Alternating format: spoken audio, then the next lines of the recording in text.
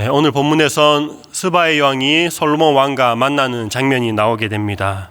여러분, 스바의 왕은 이 스바라는 이름은 이름이 아니라 여왕의 이름이 아니라 지역을 뜻합니다. 예루살렘 남서쪽 그 아라비아에 있는 지역을 뜻하는데요. 오늘날로 따지면 예멘 지역, 지금의 예멘 지역이라고 할 수가 있습니다. 이 지역엔 당시에 토지가 비옥하고 또 관계수로와 같은 시설이 잘 발달되어 있어서 농업이 아주 활발히 이루어지는 장소였다고 합니다. 또 무엇보다도 그곳에 무역이 활발하게 이루어지고 있었습니다. 지중해와 인도, 아라비아를 오고 가는 그런 상인들에 의해서 무역이 활발하게 이루어지던 곳이었습니다. 그래서 솔로몬에 대한 그 소문도 이런 아라비아 상인들을 통해서, 이스라엘을 지나가는 상인들을 통해서 솔로몬의 명성이 전해지고 스바에 있는 여왕에게까지 그런 솔로몬의 지혜에 대한 이야기들이 전해진 것으로 추정을 하고 있습니다. 여러분, 1절에 보시면 스바의 여왕이 솔로몬의 명성을 듣고 왔는데 이렇게 이야기를 합니다. 여호와의 이름으로 말미암는 솔로몬의 명성이라고 말씀하고 있습니다. 1절을 제가 한번 읽어보겠습니다. 스바의 여왕이 여호와의 이름으로 말미암은 솔로몬의 명성을 듣고 와서 어려운 문제로 그를 시험하고자 하여. 여러분, 여기서 말하는 여호와의 이름은 단순히 이름이란 것이 그냥 단순히 이름만을 뜻하는 것이 아니라 여호와 하나님의 전 존재, 그 존재 자체를 의미한다고 할 수 있습니다. 그러니까 솔로몬의 지혜란 것이 자기가 원래부터 가지고 있던 것이 아니라 그 지혜가 하나님으로부터 온 그런 지혜라는 것을 이 스바의 여왕도 알고 있었다는 것이죠. 우리 잠언에서 보면 여호와를 경외하는 것이 지혜의 근본이라고 말씀하고 있습니다.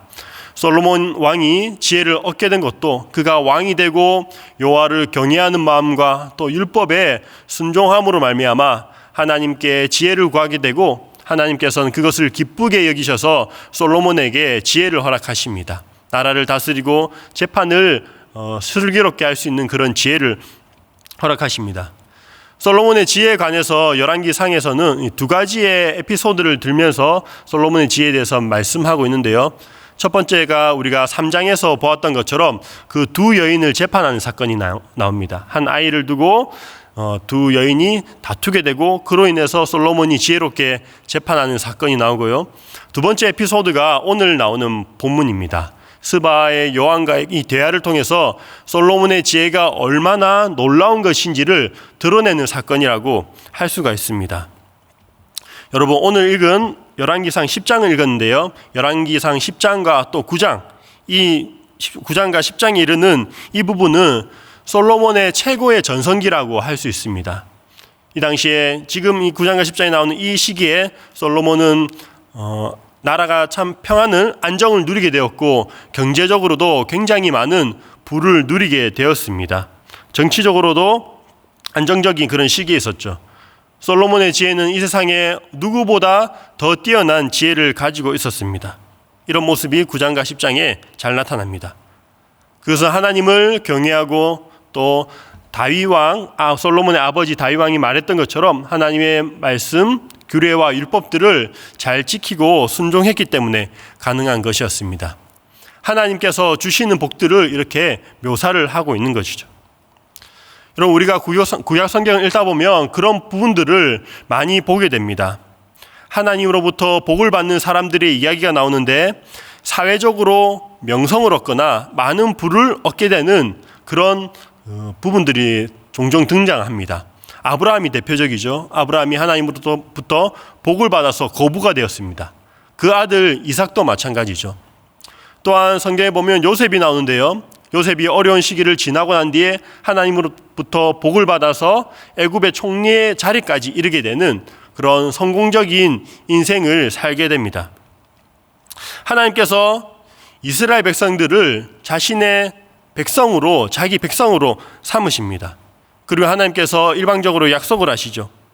하나님의 율법과 규례를 잘 순종하면 복을 주시겠다는 겁니다. 왜 그런 복을 허락하시느냐? 이스라엘을 제사장 나라로 삼아서 그 이스라엘이 받은 복을 통해서 이방 민족들이 하나님을 알게 되고 또 하나님을 믿게 되고 경외하는 일들, 하나님을 경외하는 그런 일들을 하나님께서 기대하셨기 때문에 그러한 복을 허락하셨습니다. 오늘 본문에도 보시면 스바의 왕은 이방 사람입니다. 이방 사람인데 그는 솔로몬의 그 지혜와 또 그리고 솔로몬이 건축한 왕궁들 그리고 성전의 층계들을 보면서 크게 감동합니다. 그리고 감동하면서 하는 말이 우리 9절에 보시면 이런 말을 하고 있는데요. 놀라운 고백을 하고 있습니다. 우리 9절을 함께 한번 읽어보도록 하겠습니다. 시작. 당신의 하나님 여호와를 송축할지로다. 올리셨고 여호와께서 영원히 이스라엘을 사랑하심으로 당신을 세워 왕으로 삼아 정의와 공의를 행하게 하셨도다 하고, 솔로몬의 그러한 모습을 보고 이방 여인이었던 스바의 왕이 하나님께 영광을 돌리고 있죠. 이 모든 것이 하나님께서 행하신 일이라고 고백을 하고 있습니다. 이것이 바로 하나님께서 솔로몬에게 이스라엘에게 복을 베푸신 이유였고 이스라엘에게 바라셨던 그런 모습이었습니다. 하지만 잘 아시다시피 그런 모습은 사실 오래가지 못하죠. 오늘 본문 10장의 말씀이 솔로몬의 최고의 전성기라면 이제 11장부터는 조금씩 하락세의 길을 걸어가기 시작합니다. 당장 11장에 보시면 솔로몬의 마음에 하나님을 떠났습니다. 솔로몬의 마음이 하나님을 떠나게 되고 이방의 여인들과 이제 여러 이방의 여인들과 혼인을 하는 그런 장면이 나옵니다. 여러분, 솔로몬이 이방의 여인을 아내로 삼은 것은 단순히 그런 여인들을 좋아했기 때문이 아니었습니다. 이방 여인들과 정략적인 결혼을 한 것이죠. 솔로몬은 지혜로운 왕이었기 때문에 그 지혜를 자신의 이제 생각대로 판단해서 그 지혜를 정치적인 부분에 활용을 했습니다. 정략 결혼을 통해서 평화를 이루려고 했던 것이죠. 이방 나라들과. 솔로몬의 이름처럼, 샬롬이라는 그 이름처럼 평화의 왕으로서 하나님께서 이미 평안을 허락하셨지만 그가 가진 지혜로 더 나은 평안을 추구하고자 자기 생각대로 그러한 일들을 행하였고, 그것이 결국에는 하나님께서 보시기에 좋지 않은 일들이 되었습니다. 세상에서 가장 지혜롭다는 그 솔로몬의 지혜도 사실은 완전한 것이 아니었죠. 하나님의 뜻에서 벗어나서 사용되는 그런 지혜는 오히려 사람을 망치게 할 수 있다는 것을 보여줍니다. 여러분, 열왕기서를 지금 읽는 독자들,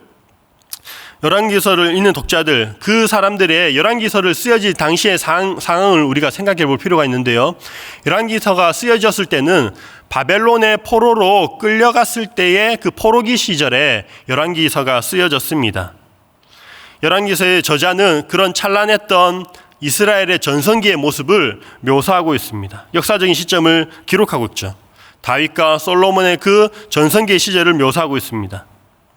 그때는 오히려 지금 상황에서는 바벨론에 끌려가서 그들의 속국이 되었지만 솔로몬과 다윗 시대 때는 오히려 이방 나라들이 이스라엘에 조공을 바치는 그런 일들도 있었죠. 그리고 그렇게 전성기를 누릴 수 있었던 이유가 바로 그때 당시에 하나님의 말씀에 순종했고 또 율법과 규례를 잘 지켜 행했을 때에 하나님께서 그러한 복을 내리신다는 것을 열왕기서에 기록을 하고 있습니다. 열왕기서 읽는 당대 독자들은 그 솔로몬의 오늘의 이런 장면들을 보면서 하나님께서 하신 약속을 다시 성취할 것을 아마 기대하고 있었을 것입니다. 솔로몬보다 더 뛰어난 지혜로운 자가 나타나서 자신들을 구원하고 어려움에서 구원하고 또 더 좋은 나라를 회복할 것을 기대를 하고 있었습니다. 그래서 우리가 솔로몬의 그런 스토리를 읽을 때 솔로몬의 그러한 모습은 장차 오실 예수 그리스도를 예표한다고 할 수 있습니다. 예수님께서도 그 지혜와 명성이 지혜에 관해서 많은 사람들이 예수님의 지혜를 보고 놀라는 그런 장면들이 신약 성경에 등장합니다. 마가복음 6장 2절의 말씀을 제가 한번 읽어보겠습니다. 마가복음 6장 2절 말씀입니다. 안식일이 되어 회당에서 가르치시니 많은 사람이 듣고 놀라 이르되 이 사람이 어디서 이런 것을 얻었느냐? 이 사람이 받은 지혜와 그 손으로 이루어지는 이런 권능이 어찌 됨이냐? 회당에서 말씀을 전하시는 그 예수님의 말씀을 듣고 이 지혜가 어디서 왔는지 사람들이 궁금해하면서 놀라는 장면입니다. 그리고 예수님께서 직접적으로 솔로몬의 이 이야기를 기록하면서 언급하시면서 자신이 솔로몬보다 더 지혜로운 왕이라는 것을 언급하는 그런 구절도 있습니다. 마태복음 12장 42절 말씀인데 제가 한번 읽어보겠습니다. 심판 때에 남방 여왕이 일어나, 오늘 본문의 스바의 여왕을 가리켜서 하시는 말씀입니다. 남방 여왕이 일어나 이 세대 사람을 정죄하리니 이는 그가 솔로몬의 지혜로운 말을 들으려고 땅 끝에서 왔음이거니와 솔로몬보다 더 큰 이가 여기 있느니라. 솔로몬의 시대에 그 솔로몬의 지혜를 들으려고 저 땅끝 먼 곳에서부터 사람들이 찾아왔는데, 예수님의 시대에 예수님 솔로몬보다 더 뛰어나신 분이 있음에도 불구하고 사람들이 예수님 찾아오지 않고 믿지 않는 그런 모습을 보시고 예수님께서 하신 말씀입니다. 여러분, 솔로몬의 지혜가 조금 더 나은 삶을 가능하게 하는 그런 지혜였다면 예수님의 지혜는 사람을 살리는 구원의 능력이었습니다. 예수님의 지혜에 대해서 고린도 전서 1장 22절부터 24절까지는 이렇게 말씀하고 있습니다. 고린도전서 1장 22절, 24절 제가 읽어보겠습니다. 유대인은 표적을 구하고 헬라인은 지혜를 찾으나 우리는 십자가에 못 박힌 그리스도를 전하니 유대인에게는 거리끼는 것이요 이방인에게는 미련한 것이로되 24절 오직 부르심을 받은 자들에게는 유대인이나 헬라인이나 그리스도는 하나님의 능력이요 하나님의 지혜니라 라고 말씀을 하고 있습니다. 십자가에 못 박히신 예수 그리스도가 곧 하나님의 지혜다, 하나님의 능력이다 라고 말씀하고 있습니다. 여러분, 구약에서는 그 솔로몬의 부와 명성, 지혜를 통해서 하나님의 능력이 드러나고 이방인들이 하나님을 경외하게 하였지만, 이제 신약에 들어와서는 지혜의 근원이신 예수님께서 직접 우리에게 오셨습니다. 구약에서는 그런 물질과 지혜를 통해서 하나님의 능력을 알 수 있었지만 신약에 들어와서는 이제 그런 방식으로 하나님의 능력을 나타내지 않으셨습니다. 대신 하나님이신 예수님께서 직접 오신 것이죠. 이제는 예수 그리스도를 통해서 하나님을 볼 수 있게 되었고 하나님의 능력을 경험할 수 있게 되었습니다. 열방이 믿지 않는 이방들이 예수님을 통해서 구원을 얻을 수 있는 그런 길이 열린 것이죠. 그 모든 것이 놀랍게도 어리석어 보이는 그 십자가의 방법을 통해서 이루어졌습니다. 그래서 십자가는 하나님의 지혜의 정점이라고 할 수 있습니다. 또한 세상이 자기의 지혜로 하나님을 알지 못하자 하나님 어떻게 하십니까? 전도라는 그런 미련한 방법을 통해서 구원의 지혜를 베푸셨습니다. 여러분, 솔로몬은 하나님으로부터 받은 그 지혜로 많은 복을 누렸습니다. 그리고 솔로몬 자신뿐만 아니라 주변의 사람들, 솔로몬의 그런 측근에 있던 사람들까지도 함께 복을 누리는 영광을 얻게 되었습니다.